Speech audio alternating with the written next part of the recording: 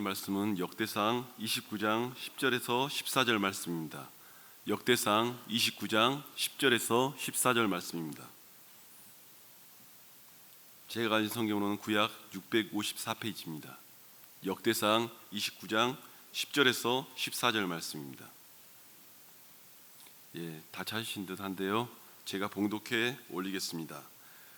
다윗이 온 회중 앞에서 여호와를 송축하여 이르되 우리 조상 이스라엘 하나님 여호와여, 주는 영원부터 영원까지 송축을 받으시옵소서. 여호와여, 위대하심과 권능과 영광과 승리와 위엄이 다 주께 속하였사오니 천지에 있는 것이 다 주의 것이로소이다. 여호와여, 주권도 주께 속하였사오니 주는 높으사 만물의 머리이심이니이다. 부와 기가 주께로 말미암고 또 주는 만물의 주제가 되사 손의 권세와 능력이 있사오니 모든 사람을 크게 하심과 강하게 하심이 주의 손에 있나이다. 우리 하나님이여, 이제 우리가 주께 감사하며 주의 영화로운 이름을 찬양하나이다. 나와 내 백성이 무엇이기에 이처럼 즐거운 마음으로 드릴 힘이 있었나이까. 모든 것이 주께로 말미암았사오니 우리가 주의 손에서 받은 것으로 주께 드렸을 뿐이니이다. 우리 한 번 더 기도하고 주님의 말씀 듣도록 하겠습니다. 하나님 아버지, 이 땅이 참으로 신종 코로나 바이러스 때문에 어지럽지만 또 우리의 마음을 변함없이 하나님의 자리로 불러주심을 감사합니다. 아버지 하나님, 이 땅에 내리시는 어려움과 고통 우리는 이해할 수 없으나 이것을 통하여 다시 한번 하나님의 능력을 깨닫게 하시는 주님의 은혜가 될 줄로 믿습니다. 이 나라와 이 민족이 이 모든 어려움을 이기고 나아갈 수 있는 하나님의 은혜와 하나님의 믿음을 허락하여 주시옵소서. 오늘도 말씀이 우리의 마음을 새롭게 하며 힘있게 하는 은혜의 시간 될 수 있도록 도와주시고 주님의 뜻을 깨닫는 은혜의 말씀이 전해질 수 있도록 온전히 주님이 주장하여 주시옵소서. 예수님의 이름으로 기도하옵나이다. 아멘. 오늘 지난주에 이어서 우리 봉헌에 대한 또 연보에 대한 이야기를 제가 한 번 더 여러분에게 전달하고 이제 다음 주 부흥에 마친 다음부터는 제가 다시 강해 설교로 돌아가도록 하겠습니다. 사실 지난주같이 이렇게 구제나 선경금을 설교할 때는 그렇게 큰 부담이 되지 않습니다. 왜냐하면 그것은 다른 사람을 돕는 것이니까 교인들도 그런 설교를 할 때 참 우리 교회가 좋은 교회다라는 인식을 많이 갖게 되기 때문에 큰 부담이 되지 않습니다. 그런데 오늘 설교는 그 연보의 두 번째 목적인 하나님께 드리는 예물에 대한 헌금, 봉헌에 대한 이야기이기 때문에 사실은 전하는 자로서 부담이 있죠. 장로교를 세웠던 우리 종교개혁자 칼빈 선생님이 당시의 교회의 헌금 교육에 대해서 이렇게 유명한 말씀을 했습니다.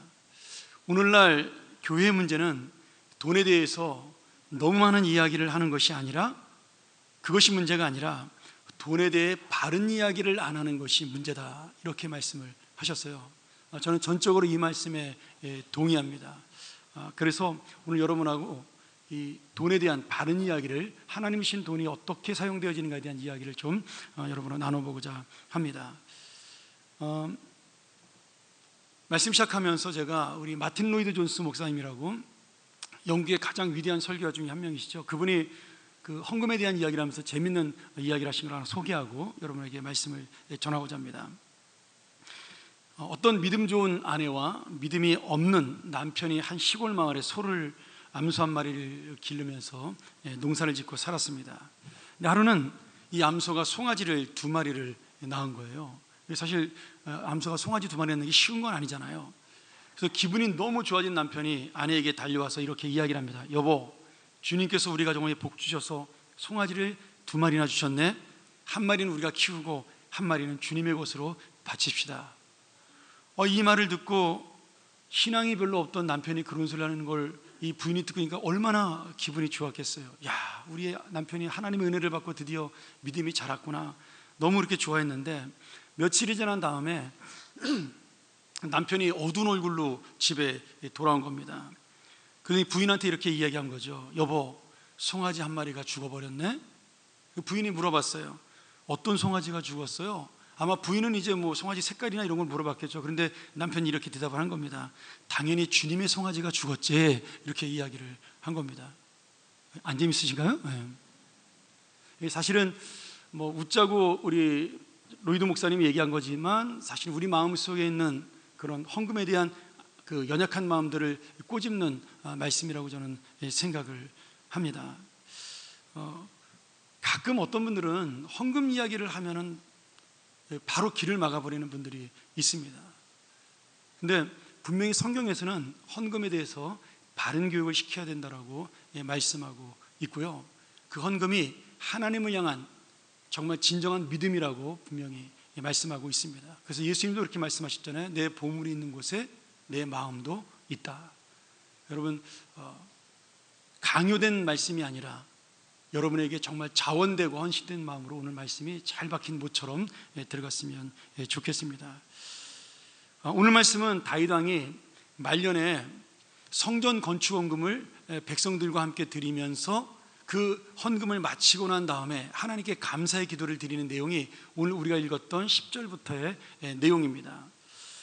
저는 오늘 이 헌금을 드린 다윗의 믿음을 통해서 우리 역시 주님께 드리는 헌신이 또 마음이 부담이 아니라 다윗처럼 기쁨과 감사가 되기를 소원하면서 여러분과 정말 하나님께 드린 봉헌과 헌금이 얼마나 귀한 것인가를 한 3가지 정도로 나눠보고자 합니다.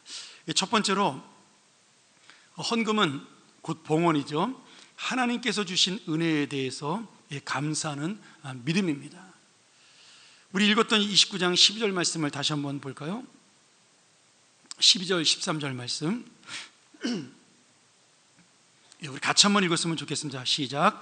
부와 기가 주께로 말미암고 또 주는 만물의 주제가 되사 손에 권세와 능력이 있사오니 모든 사람을 크게 하심과 강하게 하심이 주의 손에 있나이다. 13절. 우리 하나님이여 이제 우리가 주께 감사하며 주의 영화로운 이름을 찬양하나이다. 지금 다윗의 고백 속에 뭐가 담겨 있어요? 이 온 땅의 모든 주인, 이 땅을 통치하시는 모든 위대한 지도자는 하나님밖에 없다라는 그런 절절한 고백이 이 말씀 속에 있습니다. 그리고 이 하나님이 누구신가에 대한 고백, 하나님이 이 온 만물의 주인이시라는 믿음의 고백 때문에 또한 다윗은 주님에게 봉헌하는 것, 헌물을 바치는 것에 너무나 감사한 마음으로 드리고 있는 거죠.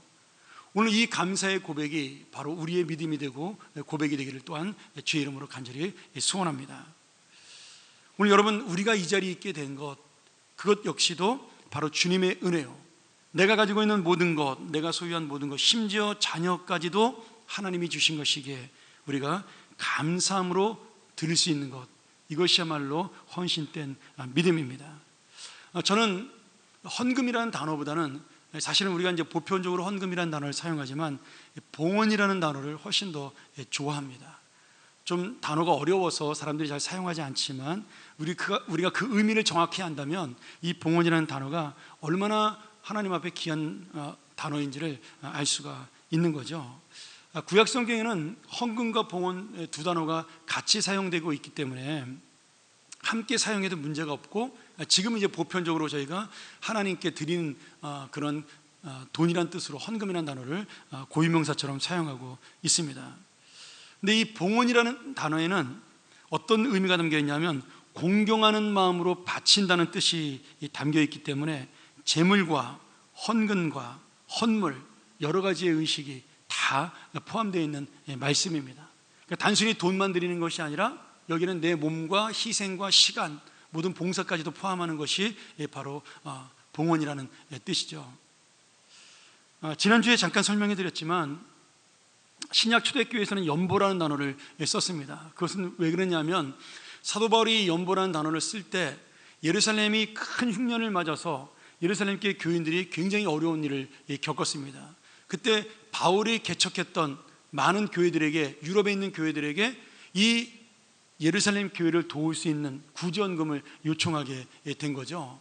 그래서 그 교인들이 힘을 모아서 하나님 앞에 헌금을 드렸고, 그 헌금을 지금 예루살렘 교회 가난한 성도들을 위해서 돕는 구제의 예물로 쓰게 되었습니다. 그래서 이 연보라는 단어를 사용하게 된 것은 하나님께 드려진 것이지만 이 하나님께 드린 것을 또한 가난한 성도를 위해 썼기 때문에 연보라는 단어를 써서 그 연보가 아낌없이 조건 없이 드린다는 뜻이니까 그렇게 사용을 하게 된 거죠. 어쨌든 우리가 봉헌, 헌금, 연보 어떤 용어를 사용하더라도 가장 중요한 것은 우리를 구원하시고 또한 우리가 사용하는 모든 것을 주신 하나님 은혜에 감사하는 마음이 가장 우선적으로 있어야 한다는 사실입니다. 오늘 다윗의 헌금이 놀라운 것은요, 지금 다윗이 드리는 성전 건축 헌금은 다윗 자신이 성전 건축을 하기 위한 것이 아니라 아들 솔로몬 때에 성전을 지을 수 있도록 미리 준비한 봉헌 헌금이기 때문에 그 의미가 굉장히 더 깊습니다. 원래 다윗은 사무엘하 7장을 보면 자신은 왕궁에 살고 있고 하나님은 천막에 살고 있는 것을 마음 아파했어요. 그래서 그 천막에 있던 하나님의 법궤와 성전 기물들을 모실 수 있는 새로운 성전을 짓기를 원했습니다.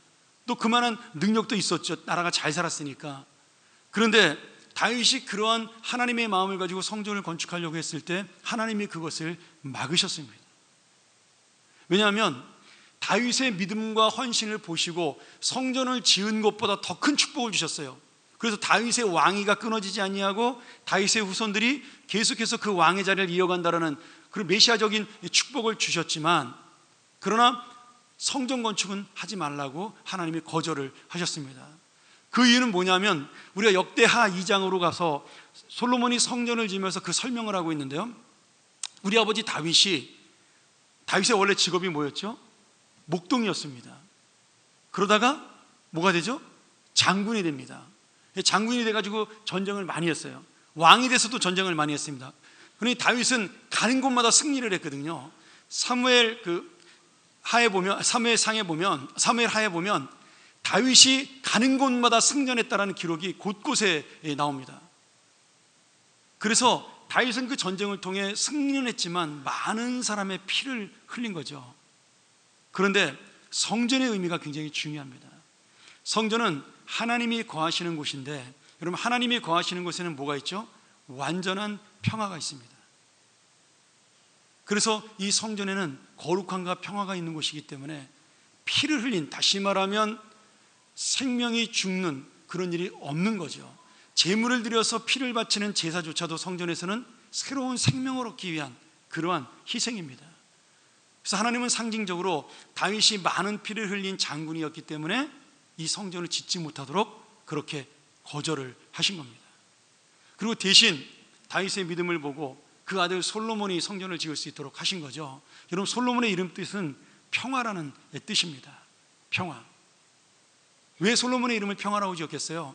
솔로몬에게 성전을 지을 수 있는 사명을 주시기 위해서 평화라는 이름을 주신 겁니다. 그래서 솔로몬의 또 다른 이름이 있잖아요. 여다디아라는, 하나님께 사랑받는 자라는 이름이 있습니다. 그러니까 원래는 이 여다디아라는 이름이 더 솔로몬에게 적합한 이름이었지만 하나님께서는 솔로몬이라는 이름을 통해서, 이 솔로몬이 샬롬이라는 단어에서 나온 거거든요. 평화의 상징으로 평화의 그 모습을 가진 솔로몬 왕이 성전을 짓는 것을 허락을 하신 겁니다. 이거는 뭐 우리가 이제 상적인 지식이지만 이스라엘 사람들이 아침에 사람을 만나거나 저녁에 사람을 만나면 샬롬이라고 인사를 합니다. 우리가 안녕하세요 인사랑은 똑같죠. 근데 우리가 말하는 안녕하세요와는 좀 차원이 다릅니다. 그 이스라엘 사람들이 갖고 있는 샬롬이라는 단어 속에는요, 네가 하나님의 평안으로 살 만큼 완전한 인생을 살고 있느냐라는 질문이에요. 왜? 하나님의 거룩함으로 살아야 그 속에 완전한 평화가 이루어지기 때문에 그 이름 속에, 그 인사 속에는 네가 지금 하나님의 평안을 누리고 있느냐, 그것으로 끝나는 것이 아니라 하나님의 거룩함으로, 그 완전함으로 살고 있느냐라는 의미가 담겨져 있는 겁니다. 굉장히 깊은 신앙적 의미가 있는 거죠. 거기에 이 샬롬, 그래서 우리가 전쟁이 없는 시대, 완전한 평화의 시대를 성경에서는 샬롬의 시대다 이렇게 이야기하고 있는 거죠. 이 샬롬은 평화라는 뜻도 있지만 하나님의 완성이라는 뜻이 강하게 담겨있기 때문입니다. 오늘 그런 의미로 다윗은 성전을 지을 열심은 있었지만 성전을 짓지 못하게 된 거예요. 그런데 놀라운 건 다윗이 그 거절하는 하나님의 말씀을 듣고 실망하지 않았다라는 거죠. 하나님, 괜찮습니다. 내가 못 지어도 괜찮습니다. 대신 내가 이 성전을 우리 아들이 지을 수 있도록, 성전을 지을 수 있는 모든 그런 물건들을 다 제가 준비할 수 있도록 그거는 허락해 주십시오, 이렇게 부탁을 하신 거예요. 그래서 하나님이 헌금은 해라 이렇게 허락을 했고, 다윗은 이 허락을 받고 모든 백성들에게 선포를 한 거죠. 내가 다음 내 아들 솔로몬이 성전을 지을 수 있도록 성전 지을 수 있는 건축 헌물을 여러분과 함께 드리고 싶은데 자원하는 마음으로 기쁜 마음으로 드리고 싶은 사람 나와 함께 드리자. 그때 수많은 백성들이 거기에 함께 그 헌금에 참여해서 다윗이 드린 헌금과 함께 솔로몬의 성전을 지을 수 있는 놀라운 기반이 된 겁니다. 그런데 역대하 5장 1절 한번 볼까요? 역대하 5장 1절에 보면 이 다윗이 남긴 헌물이 얼마나 많았냐면요, 제가 한번 읽겠습니다. 솔로몬이 여호와의 전을 위하여 만드는 모든 일을 마친지라. 이에 솔로몬이 그의 아버지 다윗이 드린 은과 금과 모든 기구를 가져다가 하나님의 전 곳간에 두었더라. 지금 솔로몬이 성전이 완성된 다음에 그 아버지가 남긴, 성전을 짓고도 남은 아버지가 남긴 금과 은과 성전에 쓰는 좋은 기구들을 바라보니까 너무 많은 거예요. 그래서 그것을 성전 곳간에 잘 보관했다라고 기록이죠.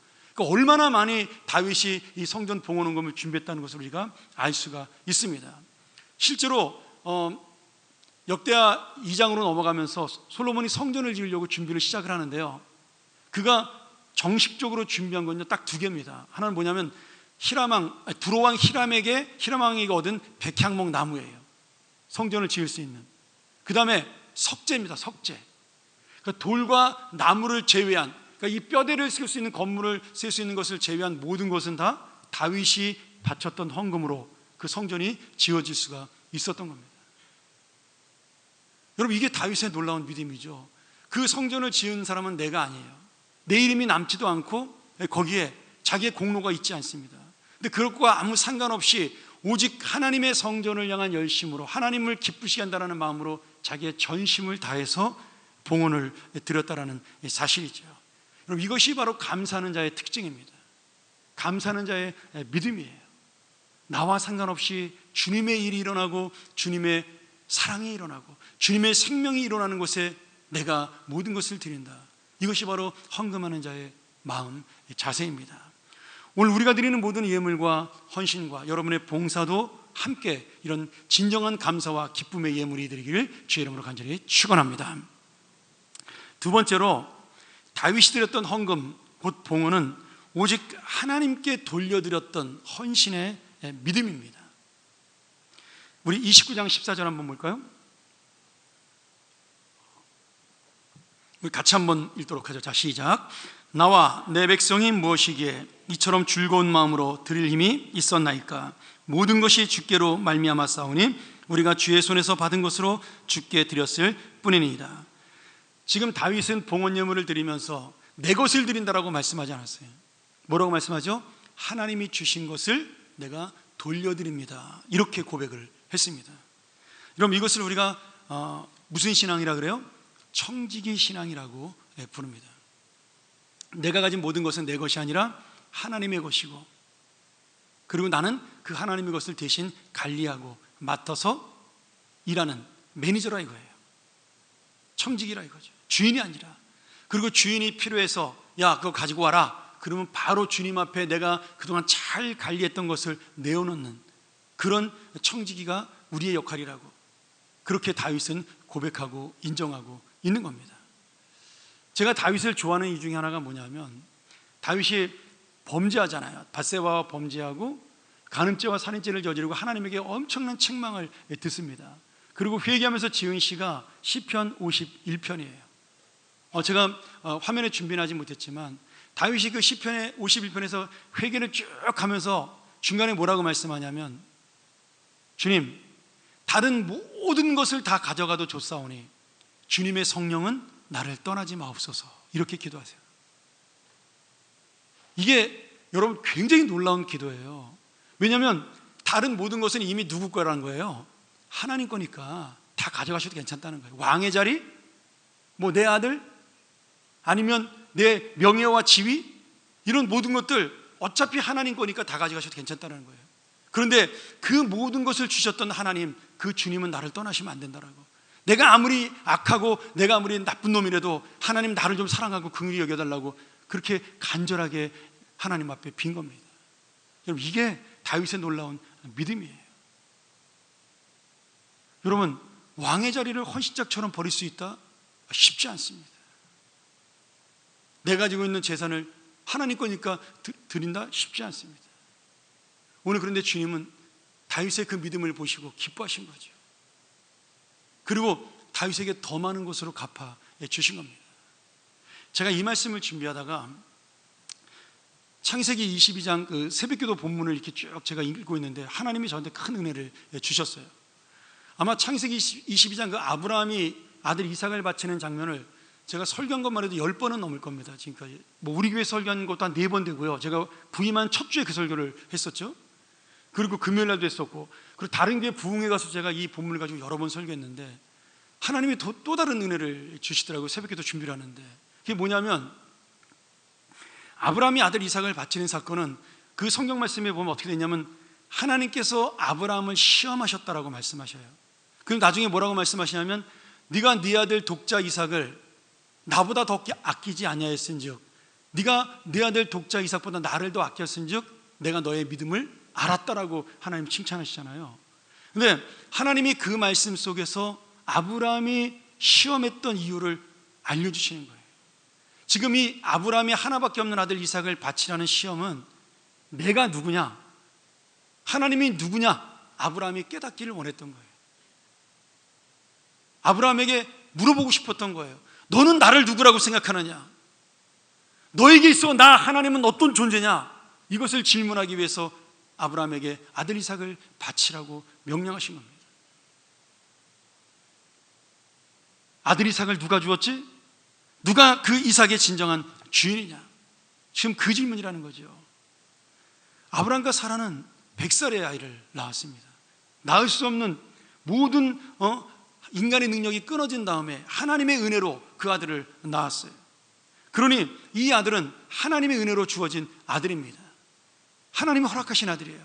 그러니 이삭의 주인이 누구예요? 하나님이신 겁니다. 아브라함은 지금 하나님께서 이삭을 바치라는 그 요청과 질문 속에 내 인생의 주인, 나에게 주어진 모든 것, 내가 맨몸으로 갈대아 우르 땅에 나왔지만 지금 이 가나안 땅에 이렇게 잘 살고 내가 은혜 가운데 이렇게 풍요로운 삶을 살게 된 것은 오직 하나님께서 나에게 이 모든 것을 주신 것이구나. 그런데 내가 이 귀한 아들, 사랑하는 아들을 키우면서 잠시 그것을 놓치고 살았구나.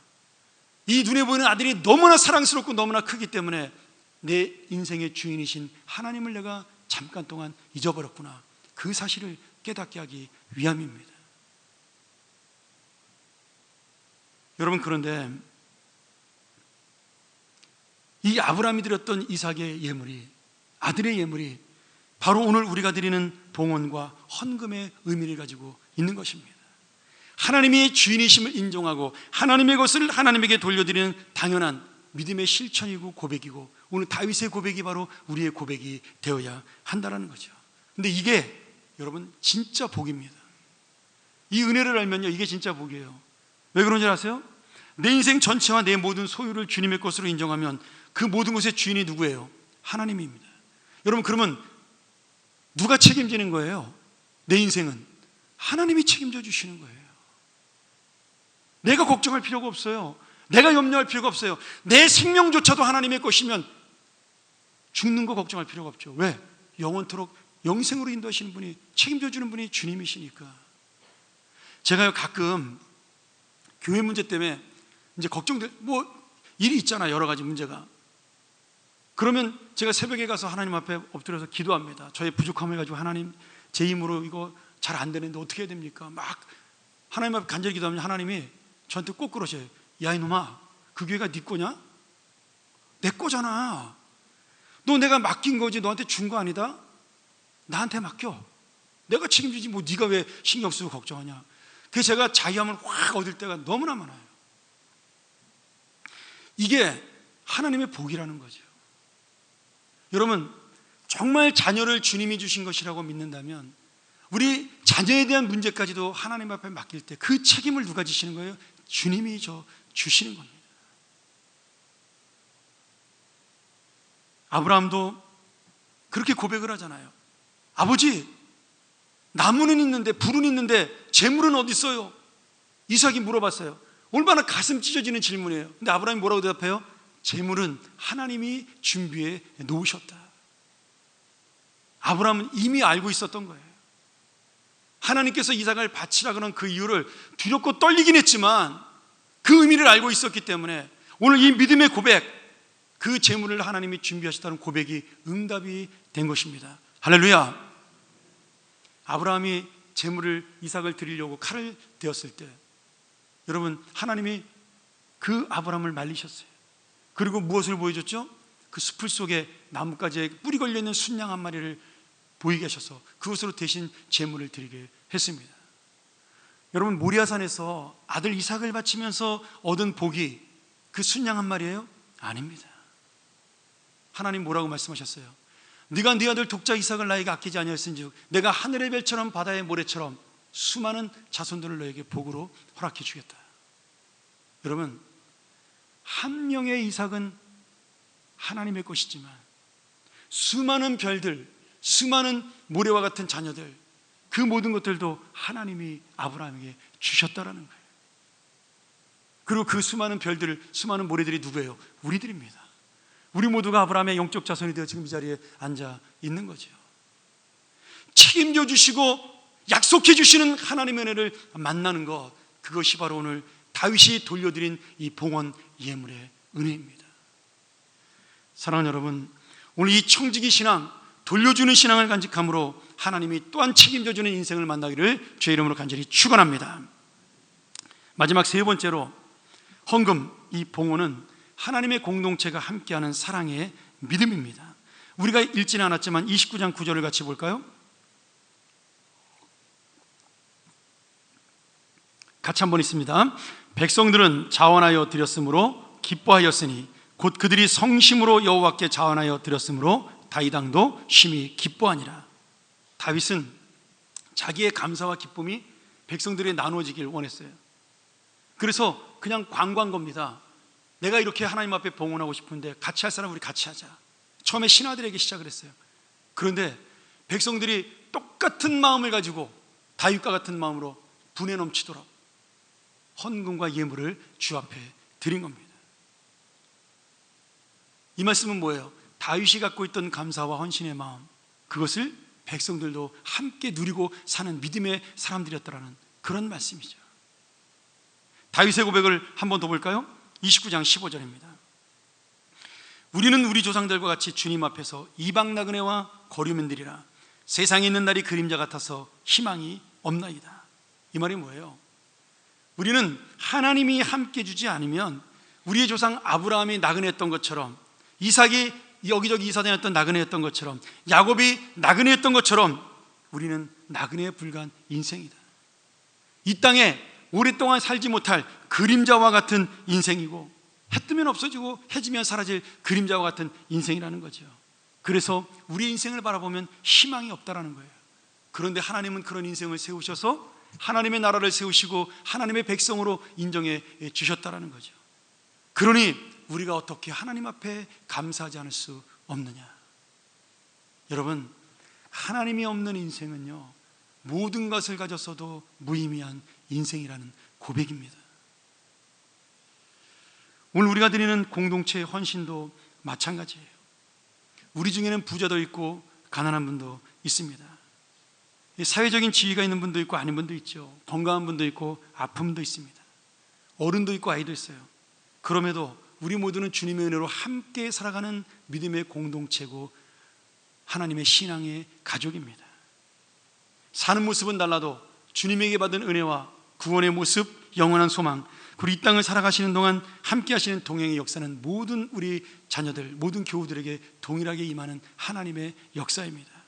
그러니 주님의 은혜에 감사하여 드리는 헌금도 함께 하는 것이 당연합니다. 제가 철없던 젊은 시절에 그런 생각을 한 적이 있어요. 하나님은 왜 가난한 자에게 헌금을 하라고 하실까? 그렇잖아요. 부자가 한 사람이 헌금하면 가난한 사람 50명, 100명 하는 것보다 훨씬 더 많은 헌금을 할 수가 있습니다.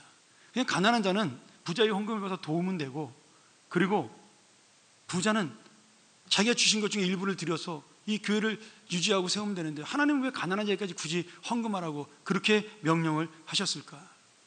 제가 그렇게 생각을 한 적이 있습니다. 여러분, 이게 철없던 생각입니다.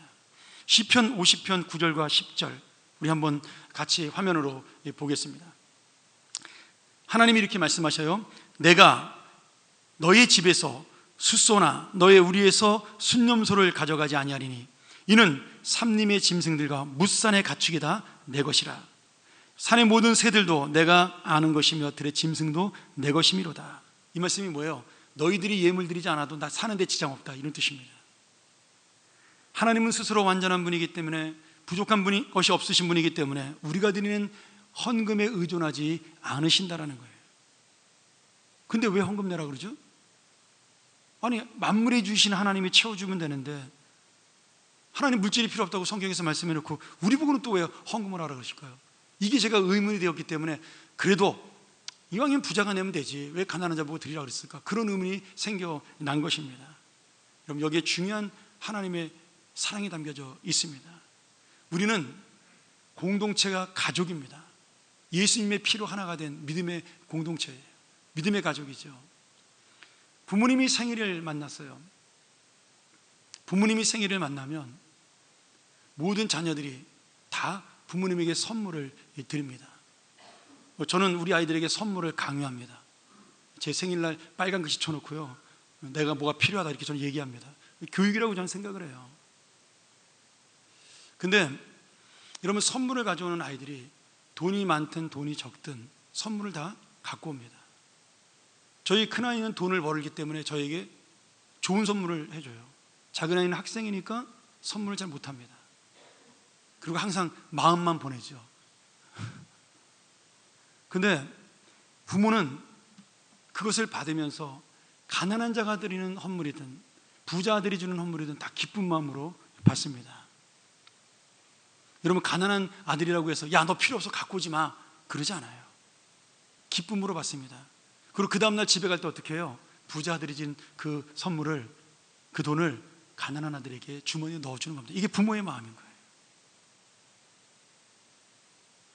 여러분, 제가 돈이 없어 우리 아이들에게 선물 요구하는 것이 아닙니다. 부모이기 때문에 그런 겁니다. 하나님이 없어서 여러분에게 요청하는 것이 아니라 가족이기 때문에, 내 자녀이기 때문에 그 사랑을 받고 싶으신 거예요. 오늘 여러분, 아브라함에게 하나님이 왜 이삭을 원했겠어요? 저는 그 생각을 했어요. 아브라함이 전 재산을 드리라 그러면 아마 쉽게 드렸을 것이다. 근데 이삭을 드리라 그랬기 때문에 고민했을 거예요. 하나님이 근데 왜 하필 이삭이에요? 아무에게도 요청하지 않았던 걸 왜 아브라함에게만 특별하게 아들 달라 그랬을까요? 아브라함의 모든 것을 다 합쳐도 이삭보다 좋은 것이 없었기 때문에 그 마음을 받으시기를 원한 겁니다. 이삭이 중요한 게 아니라 아브라함이 누구를 더 소중히 여기냐, 그 믿음을 보고 싶으셨던 거예요. 그러니 오늘 이 세상을 살아가면서 여러분, 우리에게 가장 소중한 게 뭐예요? 가족, 자녀 다음으로 소중한 게 물질이잖아요. 그러니 하나님은 그 물질을 통해 우리를 하나님의 제물로 받고 싶으신 겁니다. 그 이상도 이하도 아닌 거죠. 또 하나는 하나님의 물질이 필요하지 않음에도 불구하고 믿음의 가족 공동체인 교회는 서로가 사랑하는 마음으로 드리는 그 물질로 운영이 됩니다. 우리는 가족이기 때문에 아빠가 벌어오는 생활비, 엄마가 나눠주는 생활비, 자녀들이 돕는 생활비로 그 가정이 운영되듯 교회는 그렇게 운영이 되는 겁니다. 그래서 교회에서 드리는 헌금은요, 액수의 문제가 아니라 사랑과 헌신의 마음, 내가 얼마나 이 가족 공동체를 사랑하는가에 대한 그런 마음이 담겨져 있는 겁니다. 저는 우리 목장들도 그런 생각이 들어요. 우리 잘 가정에서 모이는 목장들이 있잖아요. 그런 목장들은 좀 무리가 되더라도 얼마씩 걷어서 선교사에게 그렇게 해서 우리 목장 이름을 아예 선교지 이름으로 정하는 거예요. 뭐 우리 교회에서 이번에 우리가 가는 바누아투 목장, 그러면 우리는 모아서 거기서 헌금하는 거죠. 왜? 가족이니까. 내 동생이, 내 아들이, 내 딸이 지금 선교사로 가 있으니까 돕는 거예요. 미얀마 목장 이름 지으면 되잖아요. 여러분, 그것이 액수의 문제가 아니라 우리가 너를 잊지 않고 있다라는 사랑의 마음이라는 겁니다. 하나님이 그것을 요청하신 것이 바로 헌금의 정신이에요. 여러분, 그렇기 때문에 헌금은 부자도 드려야 되고 가난한 자도 드려야 하는 겁니다. 가족이기 때문에 그렇습니다. 많이 드리고 적게 드리는 것 상관이 없다라는 거죠. 사실 우리가 마음만 먹으면 가장 쉬운 것이 헌금일 수 있어요. 이 마음 먹기가 어려운 거죠. 왜냐하면 헌금은 봉투에 담아서 드리면 되는 겁니다. 정말 어려운 건 뭐예요? 가족이 가장 어려운 건 부모님을 모시고 사는 게 더 어렵습니다. 부모님에게 생활비를 주는 것은요, 오히려 더 쉽습니다. 모시고 사는 게 더 어려운 거예요. 내가 마음에 들지 않는 내 가족, 형제를 사랑하는 것이 더 어렵습니다. 생일날 선물 하나 주는 건 간단해요. 그런데 그와 연락하고 대화하고 아껴주고, 이것이 훨씬 더 어렵습니다. 교회도 마찬가지죠. 헌금은 오히려 내가 마음만 먹으면 되는 거지만, 내가 시간을 내어 봉사하고 희생하는 것, 내가 한 영혼을 위해서 기도하고 그 영혼에게 나의 정성을 기울이는 것, 훨씬 더 어려운 일들입니다. 근데 우리가 왜 해요? 가족이기 때문에 하는 겁니다. 가족이기 때문에. 제가 이제 이 말씀을 정리하면서 가족이기 때문에 한 가지 더 당부를 드립니다. 우리가 살다 보면 헌금을 하고 싶어도 할 수 없을 때가 있습니다. 저도 예전에는 설마 1,000원짜리 한 장 없을까, 그런 생각을 한 적이 있었어요. 이건 정성의 문제다. 아니더라고요. 살아보니까. 제가 미국에 목회할 때 벌써 꽤 오래전 얘기입니다. 10몇 년 전에 제가 교회를 부임했는데, 이 교회가 10년 동안 싸운 교회예요. 교인이 500명이었는데 20명으로 줄었어요. 제가 가니까. 교육자가 4명. 그리고 교회 분당은 이만해요. 이거보다 2배 큰 체육관이 옆에 있어요. 20명이 예배를 드리는 거예요. 가니까. 근데 헌금은 얼마나 나오고 있어요? 그 헌금 내가지고 전기세도 안 나오는 거예요. 제가 1년 동안 사리비를 못 받았습니다. 처음에는 목사님 죄송해요, 저희가 이사 비용을 못 드리겠습니다. 그러더니 그 다음 달 돼서 죄송합니다 목사님, 저희가 사택 그 관리비만 좀 드리고 사리비는 못 드릴 것. 계속 그렇게 해서 뭐 할 수 없죠. 전기세 수세를 못 내는데 제가 어떻게 사리비를 달라고 그러겠어요. 그리고 1년이 지났습니다. 1년이 지나니까요, 어느 날 갑자기 교회 가려고 제가 지갑에서 헌금을 내려고 봉투를 딱 주는데 지갑에 1달러도 없는 거예요. 그러니까 여보 당신 돈 없어 했더니 자기도 한 푼도 없대요. 애들한테 물었더니 애들도 한 푼도 없대요. 제 평생 처음으로 그날 빈 봉투를 주님 앞에 헌금으로 드렸습니다. 거기다 썼어요. 집사님, 제가 다음 주에 카드로 찾아서 헌금하겠습니다. 세상에 살다 그런 일도 만나더라고요. 카드로 계속해서 기름을 넣고 물건을 샀으니까 현금 떨어진 거를 몰랐던 거예요. 물론 하나님이 그 짧은 1년의 기간 지나서 더 큰 축복을 주셨어요. 교회도 부흥했고, 그리고 정말 많은 복으로 함께 하셔서 제가 정말 감사했지만, 제가 그때 그 기억을 잊지 못합니다. 아, 진짜 어려운 사람들이 있을 수 있겠구나. 눈물로 살아가는 사람들이 있을 수 있겠구나. 여러분, 그럴 때 힘들어하지 마세요. 헌금 못 내는 것 때문에 부담스러워하지 마세요.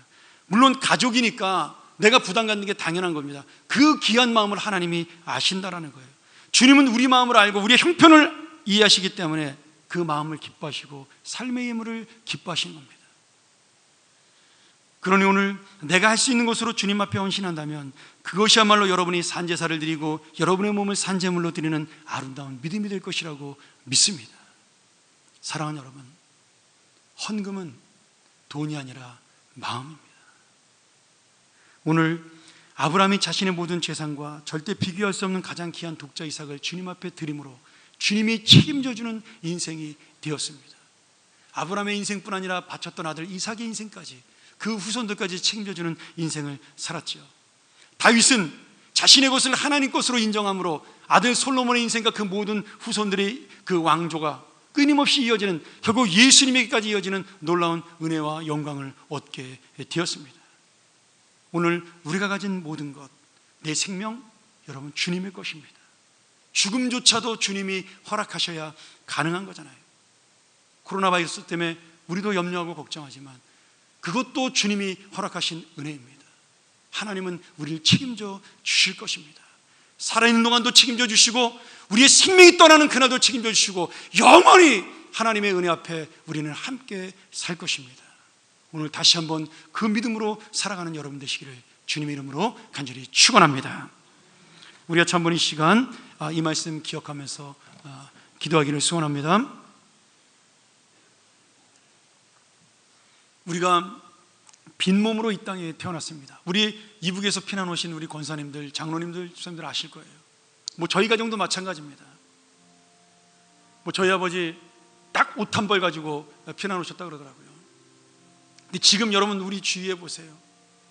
뭐 너무 많아서 철철이 못 입는 옷, 안 입는 옷이지요. 그런 옷들이 옷장마다 걸려 있고요. 가구도 좋은 가구 써서 사용하고 있고요. 이 좋은 교회에서 이 안락하게 예배를 드리고 있고요. 하나님 신 은혜를 생각하면요, 정말 우리는 말로 다 할 수 없는 그런 감사함이 넘칠 수밖에 없습니다. 살려주신 것만도 감사한데, 구원해 주신 것만도 감사한데, 오늘 내가 주님 앞에 나의 것을 드릴 수 있는 은혜 주시니 감사합니다. 하나님과 가족이 되게 하시니 감사합니다. 오늘 다시 한번 이 은혜를 가지고 우리 시간 기도하기를 원합니다. 같이 한번 통성으로 기도하겠습니다. 하나님 아버지, 오늘 우리가 이 말씀을 통하여 내 마음속에 하나님의 마음을 갖게 하시고, 아버지의 마음을 알게 하시고, 자녀의 마음을 알게 하시고, 하나님이신 은혜의 마음을 알게 하셔서 하나님의 사랑과 은혜로 살게 하여 주시옵소서. 살려주신 것만도 감사합니다. 구원해 주신 것만도 감사합니다. 영생의 소망을 주신 것으로 전부입니다. 주여, 우리의 마음과 우리의 정성과 우리의 인생을 하나님 받아 주시옵소서.